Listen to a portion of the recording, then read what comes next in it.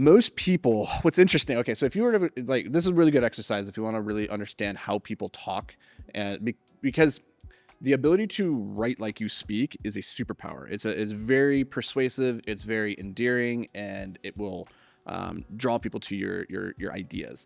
So it's very worthwhile to learn how to write like you speak, but most people don't actually know how people speak. And so when you go to a coffee shop, this is a good exercise to sit down and just for like a half an hour, listen to the conversations that are happening around you and try to write them out how you are hearing them. And what you come to realize is that people are really messy with their thoughts. It's not concise. It's rarely this flow. So if you notice what I just did there, right? As I'm talking, I'm thinking through what I'm saying. There's these pauses as I'm trying to figure out what is it that I'm about to say next, right? It's that rhythm of the speaking that's really difficult to put into the written word. But it's that rhythm that is what it means to write like you speak. It's not the words. Because you could take the same words that I'm saying right now, you could put them on the written page. But if you didn't have the ums, the ahs, the so's, the pause, the likes, the hms, if you don't have that stuff in there with it, then it's just the raw, unadulterated idea crystallized without the accoutrement of the formatting, which is how an idea is delivered in the spoken word for most humans. They ramble, they speak around the idea. They don't get to it as clearly and concisely as they could. That's what writing is powerful for, right? As you're putting the words down, you can crystallize the thought, you can get rid of all the extraneous pieces, and you can get to the core nugget. But how do you get to that core nugget then and still maintain it to communicate it in a voice that feels natural? And most people just really struggle with that. And so their language comes off as very stilted, very formulaic or very formal when you're reading it versus how they speak it. And you have to look no further to see this in real time than to hear somebody read what they've written.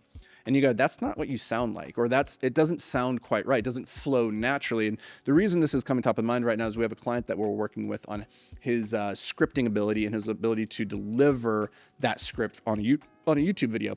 And this is the case with everybody. Everybody is more natural just speaking extemporaneously. They feel more comfortable, like I'm doing right now. I don't have a script. I don't have a teleprompter. They just feel comfortable talking generally about the thing. But the problem with that is for a YouTube video just like this is that it's not clear and concise. And so for you, the listener, the viewer, you're probably like, I need you to get to the point. I only have so much time. I have a fleeting attention span. I would like this to be nice and tightly packaged, right? I don't have all day to sit and listen to you talk around the idea to try and find the core nugget. So most people really suck at speaking extemporaneously on a topic in that way, but they feel more comfortable with it. So they feel more comfortable with it, but the content doesn't land, it doesn't perform as well. So what we work with our clients on is scripting it out, writing out the ideas first so we can get rid of all the fluff, we can get it crystallized down. But then comes the problem when you read that on a teleprompter, because you don't know how to write how you speak, we have now crystallized the idea. Now it is there, but because you can't deliver in the same natural way that you would if you were just speaking extemporaneously, it now feels sterile.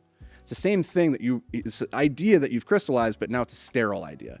So how do you put back in all of the affectations and mannerisms that make it feel natural? That's the secret. And if you can do that, what's really interesting is it doesn't just come across in your ability to read off of a script on a YouTube video, but it also comes across when somebody just reads your work, period. They read your work and they hear it in your voice. That's a magical moment when they're like, I can literally hear your voice in my head saying those words. That's when you know that you write like you speak. And that is the place that you're trying to get to. Now, this is obviously not an easy skill, but it's incredibly worthwhile, not just in the context of trying to make better YouTube videos, but it's incredibly valuable for you as a communicator of ideas, whether that's through the written word in an email to a teammate or in a LinkedIn post or in a YouTube video or standing on stage trying to deliver a keynote. And all of those permutations, the ability to communicate deep, insightful ideas, but in a raw, authentically communicated way that's true to you, that's a superpower. So if you want help with that, I could probably help with that. Why don't you leave a comment down below and we'll see what we can do. But otherwise, just practice. Practice, practice, practice. It's a practice game.